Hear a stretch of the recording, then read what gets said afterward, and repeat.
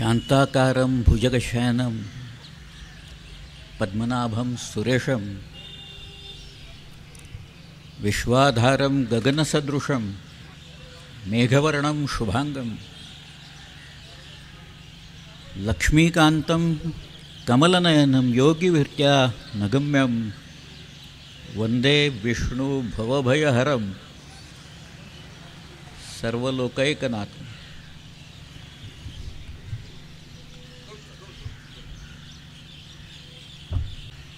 हिंदी सारस्वताचे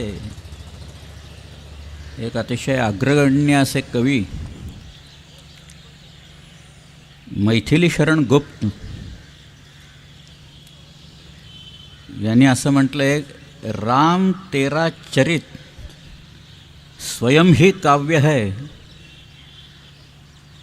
कोई कवि बन जाए ये सहज संभाव्य है। रामाचं चरित्र पाहिल्यावर मग रामाचं काय, कृष्णाचं काय आणि शिवाजी महाराजांचं काय, यांच्या चरित्रातल्या एक एक गोष्टी ऐकल्यानंतर आजवर साहित्यिकांची प्रतिभा काही स्तब्ध झालेली नाही आहे। कोणी काव्य रचतंय, कोणी कादंबऱ्या लिहित आहे, चित्रकार चित्र काढत आहेत। अव्याहतपणे हे चालू राहिलेलं आहे। मग असं नेमकं आहे काय याच्यात?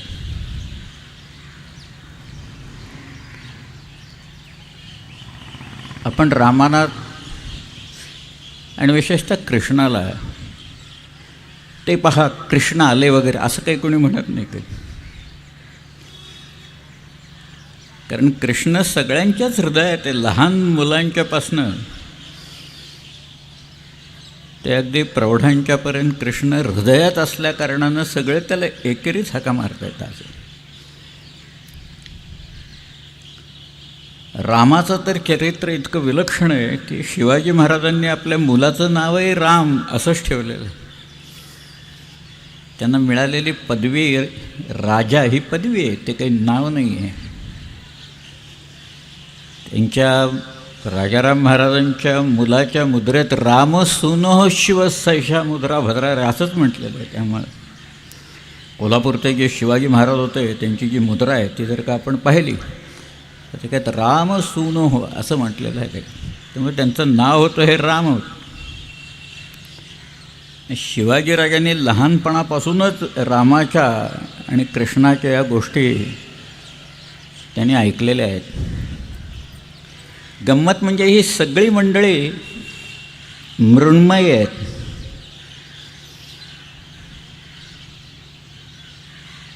पण त्यांचं चरित्र आहे ते चिन्मय आहे।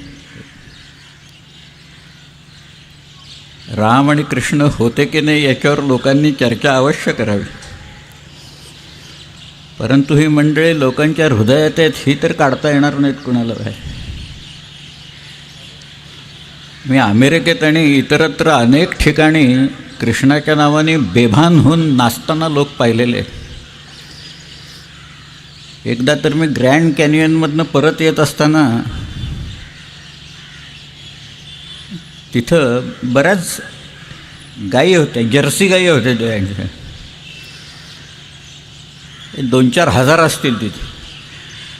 आणि नंतर मी पुढं चालत आलो त्यावेळेला एक 2-4 लोक दिसले, त्यांनी आपले इथं मोरपीस लावलेलं होतं, हातात त्यांच्या पावा होता। म्हटलं हा काय प्रकार आहे हे सगळे लोक? मग मी त्यांना विचारलं, तुम्ही मोरपीस लावून आणि हातात मुरली घेऊन काय हिंडताय? त्या माणसाने असं उत्तर दिलं की मुरली वाजवले की या गायी जास्ती दूध देतात म्हणाले। ते खरं की खोटं कोणाला माहिती, परंतु हे त्या माणसाने दिलेलं उत्तर आहे रे। त्यामुळे कृष्णाची मजाच सगळी अशी आहे की लहानपणापासून कृष्ण त्याची जी गुराखी पोरं आहेत त्यांच्यापासून ते तरुणींच्यापासून ते अगदी प्रौढांच्यापर्यंत हृदयात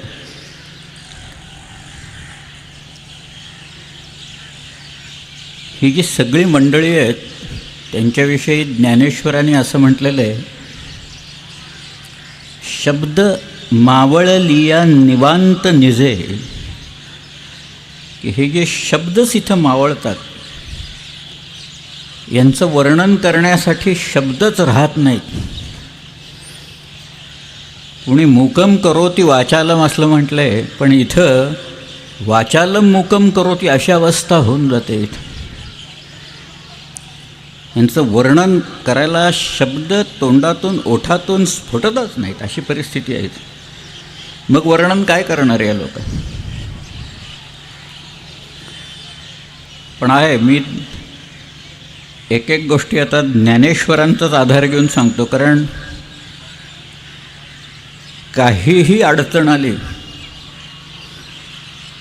की ज्ञानदेवांना विचारलं की त्याचं उत्तर आपल्याला तिथे मिळतं. म्हणून ज्ञानदेवांना विचारलं की बाबा साध्या आणि सोप्या शब्दात भगवंताची लक्षणं तुम्हाला सांगता येतील का? अगदी साधे. त्याच्यासाठी ज्ञानेश्वरी पूर्ण काही वाचायची आवश्यकता नाही. ज्ञानेश्वर म्हणाले मी 6च गुण सांगतो, फक्त 6 क्वालिटीज आहेत, बाकी काही नसलं तरी चालेल.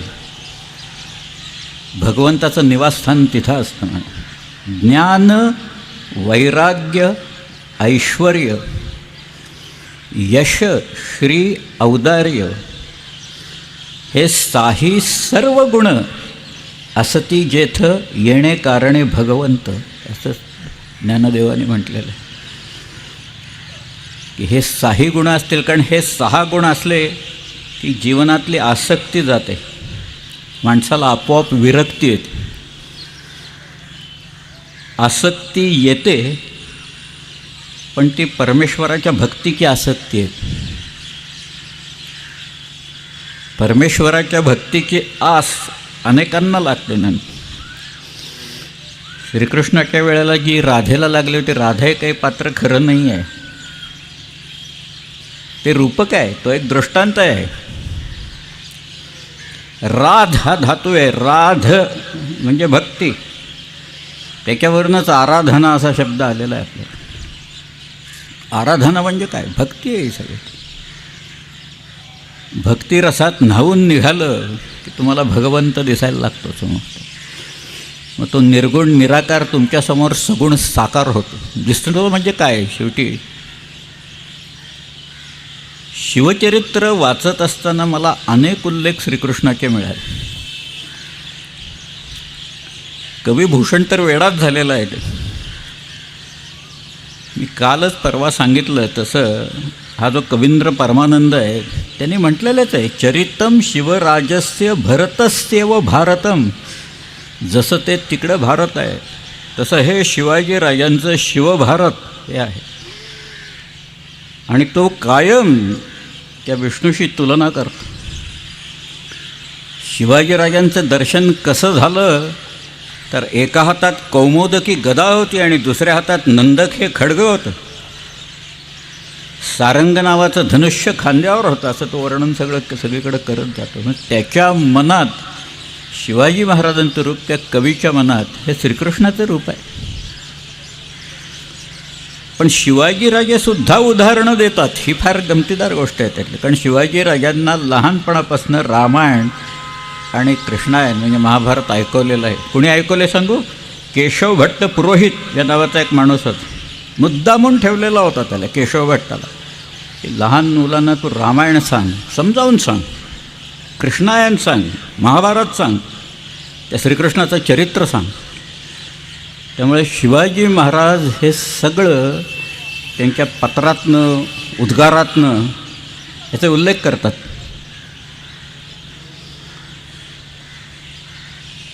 ज्ञान त्यांनी म्हटले. ज्ञान म्हणजे ते पुणे आणि मुंबई यातलं अंतर किती आहे, 160 किलोमीटर वगैरे, हे ज्ञान नाही आहे याचं उत्तर देणं. कौन बनेगा करोडपतीसाठी ते ठीक आहे, तिथं ती माहिती आहे. हो, ते ज्ञान नाही आहे, केवळ माहिती आहे. इन्फॉर्मेशन आणि नॉलेज याच्यात फरक असतो सगळा. आपल्याला जी असते माहिती ती माहिती असते, ते ज्ञान नाही. तुम्हाला ज्ञानी व्हायचं असेल, ज्ञान मिळवायचं असेल तर आत्मज्ञान महत्त्वाचं आहे, अंतर्याम महत्त्वाचं आहे. हृदयाची कवाडं खोलल्याच्या नंतर जे दिसतं, थोडक्यात म्हणजे अंतश्चक्षू तुम्हाला पाहिजे. ते कसं तर तुम्हाला हे बघता, अंतश्चक्षू मिळाल्याच्या नंतर तुम्हाला श्रीकृष्ण सगुण साकार झालेला दिसतो. ते को दाता, ते म्हणते कोण दाता सगळ्यात कोण आहे, तर दाता शिवाजी महाराज आहे. को जग पालनहार, जग पूछत उत्तर देत, शिवनृप हरि अवतार असं म्हटले. को दाता को रण चढो, को जग पालनहार, जग बूझत, बूझत म्हणजे विचारते, उत्तर देत मी, शिवनृप हरि अवतार. शिवाजी राजे आहेत ते, असं तो म्हणतोय की दाता सगळ्यात कोण आहेत, तो आहे. रणचढो म्हणजे रणांगणावर तो लढणारा आणि रणांगणापासून कधीही परावृत्त न होणारा असा कोण आहे. आणि को जग पालनहार, या जगाचा पालन करणारा कोण आहे. तर कवीनं सांगितलं शिवाजी महाराज आहेत म्हणून. शिवाजी नृप शिवाजी आहेत असं त्यांनी सांगितलं. राजत है दिन राज को, कंस मथन प्रभु तंस, जामे पुनि पुनि अवतरे. तो सांगतोय की जे अंश हा कुणाचा आहे की तो परत परत तो अवतार घेणार आहे, त्या श्रीकृष्णाचा अंश होता. कंसाला यांनी ज्या प्रकारे मारलं तसं आहे. त्यामुळं ज्ञान हे आत्मज्ञान आहे, पुस्तकी ज्ञान नाही आहे. मी तुम्हाला एक परवाची एक गोष्ट सांगणार होतो. एक दुर्ग सांगायचा राहिला माझा, आणि तो आम्हाला ज्ञानेश्वरीतच मिळाला दुर्ग. मी म्हटलं ज्ञानेश्वरी तुम्हाला सगळ्याला उत्तर देईल. आम्हाला पहिल्यांदा काही कळे नाही ज्ञानेश्वर काय म्हणतायत, हे काही कळे नाही. की ते तो कुंडलिनीचा टेंभा, अंधारी केला उभा, तयात सोजविले प्रभा निमथावरे. 12वा अध्याय काढून बघा, 41 ते 59 श्लोक आहेत. योग दुर्ग असं स्वतःच म्हटलं आहे त्यांनी, ज्ञानदेवाने. योग दुर्ग, योग दुर्ग म्हणजे काय तो, की लोकांना साध्या शब्दात सांगून कळणार नाही असं अनाकलनीय जे काही ज्ञान आहे ते मी तुम्हाला दृश्य स्वरूपात तुम्हाला आत्ता जे दिसतं आहे समोर सगळ्या ह्याच्यातलं, त्याच्यावरनं उदाहरणं देऊन तुम्हाला सांगतो. तुम्ही कधी तो किल्ला पाहिला आहे देवगिरीचा? देवगिरीचा यादवांचा एक विलक्षण दुर्ग, की मुहम्मद तुघलकालाही असं वाटलं की आपण दिल्लीहून राजधानी इथं घेऊन जावे बाबा. आणि मग तो इथं घेऊन आला. तो जो दुर्ग आहे देवगिरीचा, तो देवगिरीत दिसणारा दुर्ग आहे, लोकांनी पाहिलेला आहे. त्याचा आधार घेऊन ज्ञानेश्वर म्हणतायत कुंडलिनी नावाची जी शक्ती आहे ती शक्ती कशी आहे. ते तो कुंडलिनीचा टेंभा, त्या दुर्गात एक अंधारी नावाची जागा आहे बघा, 3.5 वेटोळ्यांची. तुम्हाला मशाल घेऊनच जावं लागतं. 6 मसाल्यांचा टॉर्च वगैरे असणं काही उजेड बिजेड काही दिसत नाही तिथं. मशाल हिलाल लागतो, आणि तो हिलाल त्या अंधारीतनं जशी वाट तुम्हाला दाखवतो तशी ती कुंडलिनी त्या साधकाला ती जी 7 चक्र आहेत, मूलाधार चक्रापासून सहस्रार चक्रापर्यंत ती वाट दाखवते असं त्यांना म्हणायचं. तो योगदुर्गाचं सगळं वर्णन त्यांनी केलेलं. शिवाजीराजांनाही माहिती होतं. शिवाजीराजांनी रचलेले श्लोक मिळालेले आहेत. वासनेचा पूर्णपणे त्याग करणे, या श्रीकृष्णाचा निष्काम कर्मयोग. निष्काम म्हणजे काय, ठेविले अनंते तैसे की राहावे. याच्यातनं लोक वेडावाकडा हे काढतात की आपण आपलं पडून राहावं, जे काय करतोय ते भगवंत करेल. तसला प्रकार नाही आहे हा. निष्काम म्हणजे शृंगार टाकून द्यायचा, आसक्ती टाकून द्यायची, पूर्ण आसक्ती नाही. विरक्त जीवन जगायचं. एकदा का तुम्हाला ती विरक्ती कळली की मग तुम्हाला तो ज्ञान मिळवण्याचा जो मार्ग असतो ना, तो मार्ग दिसायला लागतो सर. शिवाजी महाराज उत्कृष्ट धनुर्धर होते, किती जणांना माहिती आहे. शिवाजी राजांना लहानपणी ज्या काही विद्या शिकवल्या त्याची एक यादी आहे. त्या यादीत धनुर्विद्या असं लिहिलेलं आहे. मल्लविद्या शिकवली, धनुर्विद्या शिकवली, मग सगळं बरीच मोठी यादी आहेत.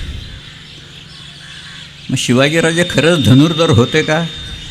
आपण तर कधी कुठं वाचलं नाही आहे.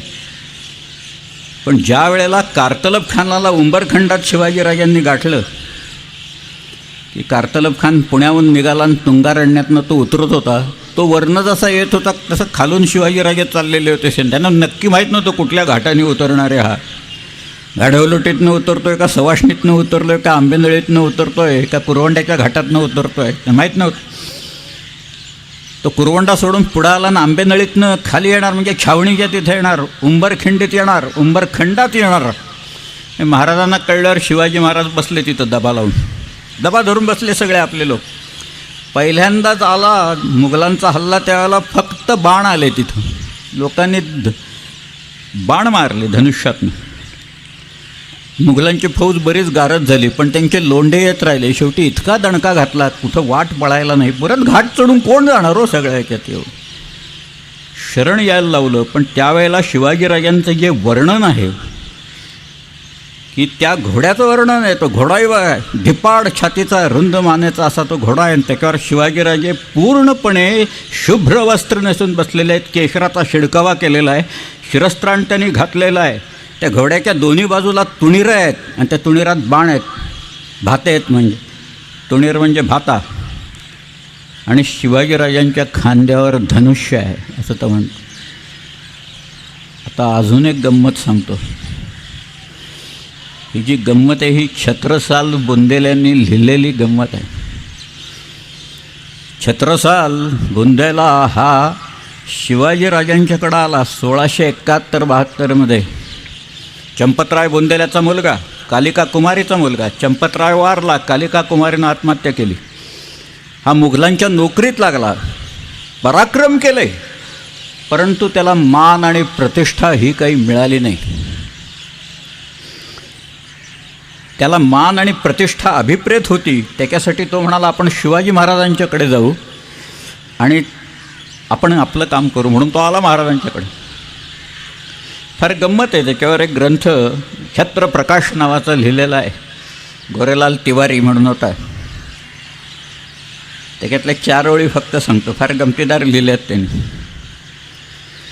तो असं म्हणतोय, भैंसा बीन बजाय रिझायो, जे रेड्याच्या समोर बीन वाजवलं. खरं के अंग सुगंध चढायो, गाढवाच्या अंगाला सुगंध फासला. सूरदास को चित्र दिखायो, आंधळ्या माणसाला चित्र दाखवलं. बधिर कान में मंत्र सुनायो, बहिराच्या कानात मंत्र फुंकले. तर काय उपयोग आहे, तशी माझी अवस्था, मुघलांच्याकडे नोकरी करून झाली, महाराज नोकरी द्या मला. दिली असते शिवाजी महाराजांनी नोकरी, सैन्यासकट आला होता तो. पण ते शिवाजी महाराज आहेत. शिवाजीराजे म्हणाले, छत्रसालजी तुम्ही क्षत्रियांचे मुकुटमणी आहात. छत्रसाल सामान्य माणूस नव्हता बरं, प्रणामी पंथाचा तो उपासक होता. 20-25 बायका होते त्याला, 70-80 मुलं होती. सगळ्यांची नावं लक्षात होते की नाही देव जाणे. 2-3 लिहिलेली पत्रं मिळतात. जगतराय, हृदयेश्वर म्हणून त्याचा होता, भारतीचंद म्हणून एक मुलगा होता, यांना लिहिलेली पत्रं मिळतात. आणि महाराज त्याला म्हणाले, तुम्ही क्षत्रियांचे मुकुटमणी आहात, तुम्ही बुंदेलखंडाचे राजे आहात, मी तुम्हाला नोकरी देईन, पण तुम्हाला मान आणि प्रतिष्ठा जी अभिप्रेत आहे ती माझ्याकडं नोकरी करून मिळणार नाही. त्यासाठी मी जे महाराष्ट्रात केलं ते तुम्हाला बुंदेलखंडात करावं लागेल. हे तुर्क लोक कपटबलाने आपल्या देशात आलेले आहेत. त्यांच्यावर माझी तलवार ही सदैव उगारलेली आहे. तुम्हाला तलवारीची पाती तोडायची खुमखुमी आली असेल तर या तुर्कांच्या माना तोडण्यात तलवारीची पाती तोडून घ्या. मला विजय मिळतो कारण मला भवानी प्रसन्न आहे म्हणून मला विजय मिळतो. आणि तुम्हाला जर का विजय मिळवायचा असेल तर व्रजराज श्रीकृष्णाचं स्मरण करा, तो तुम्हाला विजय देईल म्हणून शिवाजी महाराजांचा हा संबंध असा आहे. किती उदाहरणं सांगतो तर आता बघा. शिवाजी महाराज त्या छत्रसालाला सांगतायत, व्रजराज श्रीकृष्णाचं स्मरण कर, तो तुम्हाला देईल म्हणून.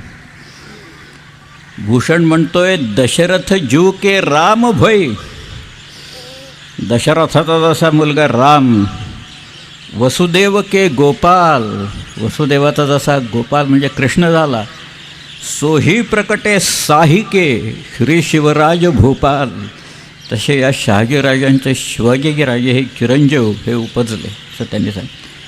म्हणजे त्यांनी कुठपर्यंत नेलं? श्रीकृष्ण आहे आणि परत रामापर्यंत त्यांनी नेलं. पण इथं तर कागदोपत्री पुरावा आपल्याकडं आहे आता की छत्रसाल बुंदेला आला होता इथं नोकरी मागायला. त्याला महाराज म्हणत आहेत की जा, व्रजराज श्रीकृष्णाचं स्मरण करतो, तुम्हाला विजय देईल. आणि पुढं काय सांगितलं माहिती आहे? नुसतंच काही शिवाजीराजांनी श्रीकृष्णाचं नाव ऐकलं आहे अशातला भाग नाही आहे. ते श्रीकृष्णाची विचारधारा आहे ना गीतेत सांगितलेली, ती शिवाजीराजे सांगता येतात. शिवाजीराजा असं त्याला म्हणाले की हे सगळं करत असताना तुम्हाला मृत्यू आला तर तुम्ही सूर्यमंडळ भेदून जाल, आणि तुम्ही जर का जिंकलात तर तुम्ही जगाचं राज्य कराल. जा. हे गीतेत हतो वा प्राप्स्यसी स्वर्गम जित्वा वा भोक्ष्यसे महिम म्हणून लिहिलेलं आहे. हेच शिवाजीराजांनी सांगितलं. गीतेतलं हे अर्जुनाला सांगितलेलं वचन. अर्जुन सगळे हातपाय गाळून बसलेला होता. सगळे ते एक भीम सोडला नाही या पांडवातला तर बाकी सगळे हातपाय गाळणारेच होते त्यावेळेस. त्याचा फायदा तो दुर्योधन आणि त्याचे भाऊ घेत होते. त्यातला सगळ्यात मोठा जो कलीय खलनायक आहे ना तो दुर्योधन नाही आहे. तर दुर्योधनाचा बाप आहे धृतराष्ट्र सगळ्यात. त्याला दृष्टी नाही आहे पण त्याला माहिती आहे सगळं काय आहे, त्यांनी काय करायचं आणि काय नाही हे सगळं त्याला कळतं आहे धृतराष्ट्राला. पण इथं हतो वा प्राप्स्यसे स्वर्गम जित्वा वा भोक्ष्यसे महिम हेच सांगितलं त्यांनी. किती लोकांनी शेवटी असं आहे, श्रीकृष्ण हा क्रांतीचा दूत आहे, अग्रदूत आहे तो. कोणीही क्रांतिकारक श्रीकृष्णाचं स्मरण केल्याशिवाय पुढे जाऊ शकत नाही. ती क्रांतिकारकांची परंपरा आहे. स्वातंत्र्यवीर सावरकरांच्या पर्यंत सावरकरांनी तर इतक्या वेळा शिवाजी महाराज आणखी या श्रीकृष्णाचं नाव काढलेलं आहे. त्यांनी आयुष्यात एक आरती रचली बरं का, एक आरती. तात्याराव सावरकरांची आरती एक. आरती कोणावर? शिवाजी महाराजांच्यावर. एक अनंताची आरती म्हणून 2 कडवी आहेत, ती सोडून देऊ आपण, अगदीच छोटी आहेत. पण एकच आरती शिवाजी महाराजांच्यावर तात्यांनी रचली. जयदेव जयदेव जय जय शिवराया, या या अनन्य शरणा आर्या ताराया. त्या आरतीत पुढं काय सांगू? कारण तो स्मरणातनं जातच नाही हो श्रीकृष्ण. ते असं म्हणतायत साधू परीन त्राणाया दुष्कृतीनाशाया भगवन भगवद्गीता सार्थ कराया. या इथं या.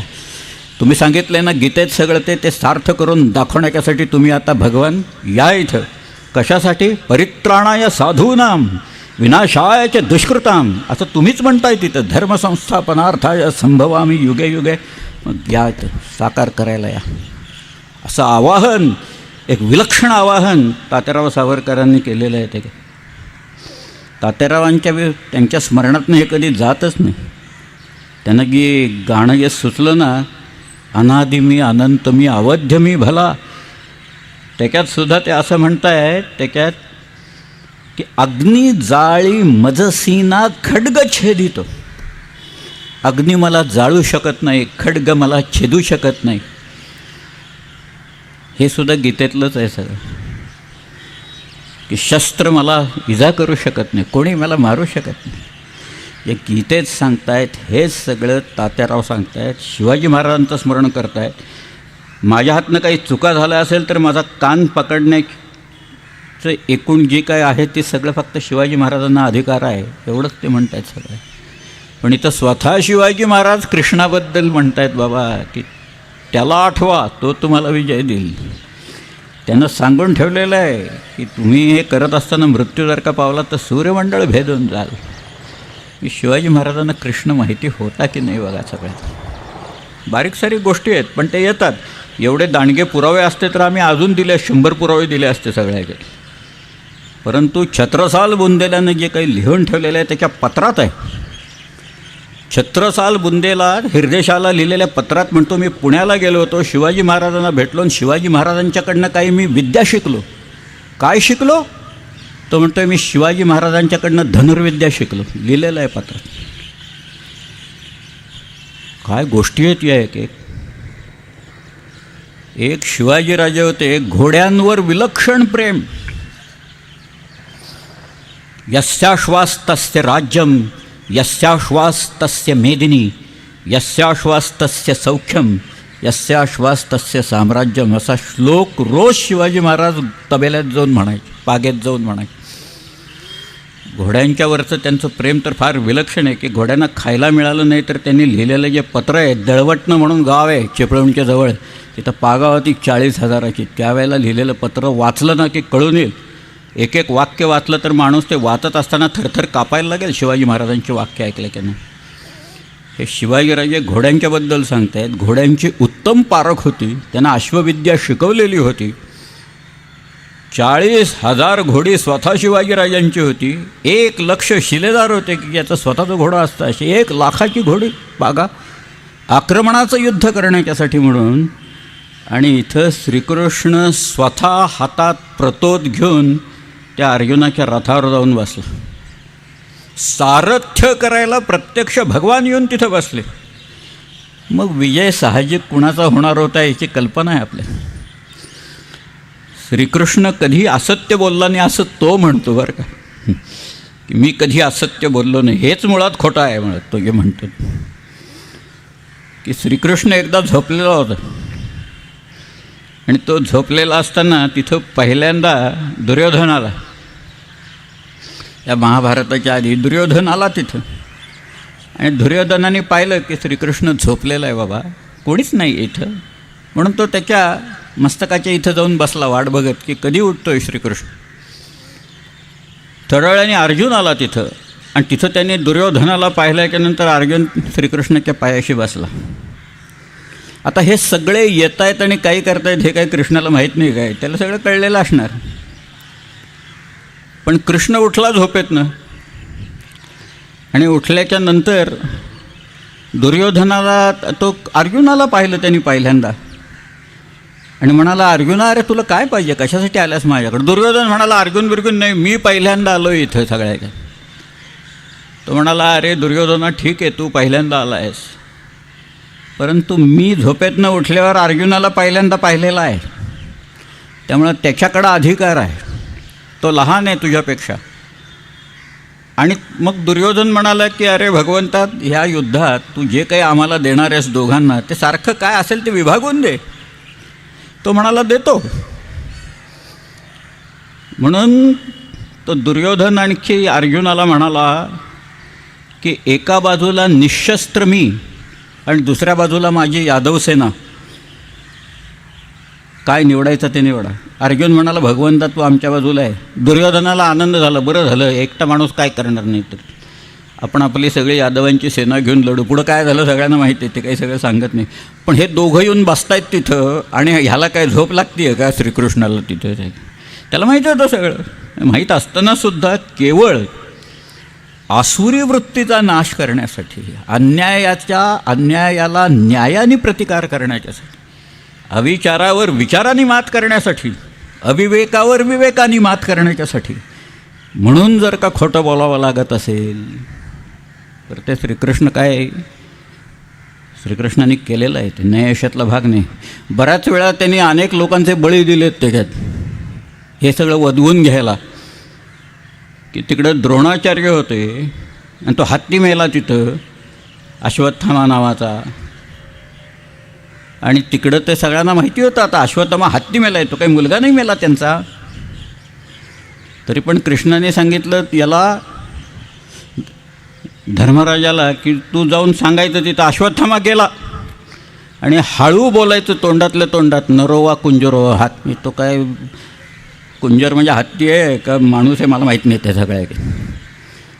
त्याने ऐकलं. आता काय करणार, भगवंताचं ऐकायला पाहिजे. त्याने ऐकलं आणि तो म्हणाला अश्वत्थामा मेला, नरोवा कुंजरोवा. द्रोणाने शस्त्र टाकलं तिथं आणि मग पुढं जाऊन त्या दृष्टद्युम्नाने द्रोणांना मारलं. ते जाऊ दे सगळं. पण इथं या त्या धृतराष्ट्राच्या कृतीच्यामुळे त्याचा रथ जो 4 अंगुळं वरनं चालला होता ना, तो जमिनीवर आला खाली. अशी कथा आहे का. शिवाजी महाराजांनी आपले वकील अफजलखानाकडं पाठवले होते. पंताजी गोपीनाथ बोकील, की अफजलखान वाईत आलेला आहे, त्याची सेना आहे त्याच्याबरोबर, त्याची सेना घेऊन खाली या, कुठं प्रतापगडच्या पायथ्याशी या, लागेल ती आश्वासनं द्या, तुम्हाला काय द्यायचं असेल, सांगायचं असेल, सगळं धरून खोटं नाटं वाटेल ते बोला, तुम्हाला नंतर प्रायश्चित्त देऊन मोकळं करतो सगळ्या ह्याच्यात नाही, पण त्याला खाली आणा इथं पाहिजे. एकदा का तो घाट उतरला की त्याची वाट लागणार हे संपले दिसणारच होतं सगळं. त्यात आणखीन बावळट म्हणजे तो एकटाच आला वर आणि 8-10 लोक आणि ते बाकीचं सगळ्या, ते तर आणखीनच काय कसा काय आला देव जाणे बाबा. एखादा माणूस कल्ला ना की त्याला त्याच्या शक्तीचा जो गर्व चढायला लागतो, त्या शक्तीच्या गर्वामुळं तो कल्लेला माणूस कलंडायला वेळ लागत नाही. तद्वत ते झालं. पण आपल्या लोकांना शिवाजी महाराजांनी सांगितलेलं होतं, काहीही सांगा पण इथं त्यांना घेऊन या, तुम्हाला मोकळं करीन मी सगळ्या. मग हे जे वर्तन आहे श्रीकृष्णाचं, म्हणजे श्रीकृष्णाचं दुर्योधन आपल्या या धर्मराजाला सांगून केलेलं आणि शिवाजी महाराज सांगून करतात हे एकच आहे. तो पण ते कशाच्या विरुद्ध आहे? आसुरी वृत्तीच्या विरुद्ध आहे, आसुरांच्या विरुद्ध आहे, अविवेकाच्या विरुद्ध आहे. अफजल खानाने खोटं नाटं सांगून शहाजीराजांना पकडलेलं होतं. मुस्तफा खान, बाजी घोरपडे आणि अफजल खान यांनी मिळून शहाजीराजांना पकडलेलं होतं. त्याचा वचपा काढण्यासाठी म्हणून शिवाजीराजांचा सख्खा थोरला भाऊ संभाजी हा कनकगिरीच्या लढाईत अफजल खानामुळं मारला गेला. त्याचा सूड म्हणून शिवाजीराजांनी हे सगळं केलं. हे काय या सामान्य गोष्टी नाही आहेत, या पचायला जड जात आहेत त्याच्यात. पण या गोष्टी सगळ्या अशा आहेत. तो श्रीकृष्ण, त्याला घोड्यांची इतकी पारख होती की तो रथावर जाऊन बसला, प्रतोद घेतले त्याने हातात, अर्जुन त्या रथावर चढला आणि ते सगळं पाहिल्याच्यानंतर गलित गात्र झाला अर्जुन. मग ती गीता सांगावी लागली त्याला. ती जी सगळी भगवद्गीता आहे ती केवळ गलित गात्र होणाऱ्या लोकांच्यासाठी नाही आहे, ती सगळ्यांच्यासाठीच आहे. पण ती गलित गात्र झालेल्या लोकांच्यावर अत्यंत उत्तम प्रभाव पाडते म्हणून ती आहे. ते की तुम्हाला त्याच्यातनं चेतना मिळते, तुम्हाला त्याच्यातनं स्फूर्ती मिळते. आणि आपल्या स्वकीयांच्या विरुद्ध मग ते अविवेकानं वागतायत म्हणून त्यांच्या विरुद्ध शस्त्र चालवायची तुमच्यात हिंमत निर्माण होते म्हणून ती गीता त्यांनी सांगितली. ते श्रीकृष्णाचं सगळंच विलक्षण आहे. पहिली या दोघात गोष्टी म्हणजे अत्यंत निर्भय असे लोक आहेत. श्रीकृष्ण म्हणतो पहिल्यांदा भय हे काढून टाका तुमच्यात. आणि शिवाजीराजे कधी आयुष्यात कुणालाही घाबरलेले नाहीत, कधी घाबरलेले नाहीत. कायम त्या लढाईच्या इथं ते आहेत, अग्रभागी आहेत. काही वेळा शिवाजी स्वतः अफजल खानाच्या इथं जाऊन स्वहस्ते अफजल खानाला मारायचा, ही काही सामान्याने असामान्य गोष्ट. बेडर दिल पाहिजे त्याला तुमचं, निर्भयता. आणि तशी निर्भयता या श्रीकृष्णाने अनेक वेळा त्या श्रीकृष्णानं दाखवलेली आहेत. निर्भय आहेत सगळ्या.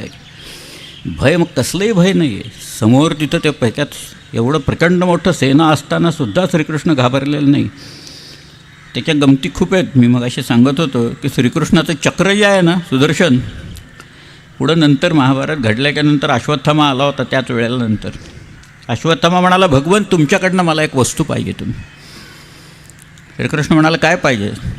तो म्हणाल तुमचं ते सुदर्शन चक्र आहे ना ते मला पाहिजे. श्रीकृष्ण म्हणाला घेऊन जा. ते चक्र म्हणजे काय, सगळी ताकदच आहे. सगळं जे काही आहे ते चक्रात आहे, त्याच्या कौमोदकी गदेत आहे. पण त्याला माहिती आहे काय होणार आहे आणि काय नाही, म्हणून त्याने सांगितलं अश्वत्थामाला जा घेऊन. म्हणाल अश्वत्थामा गेला आणि त्याने पहिल्यांदा एका हाताने उचलायचा प्रयत्न केला, ते चक्र आलंच नाही वर. मग 2 हात लावले तरी चक्र येईना.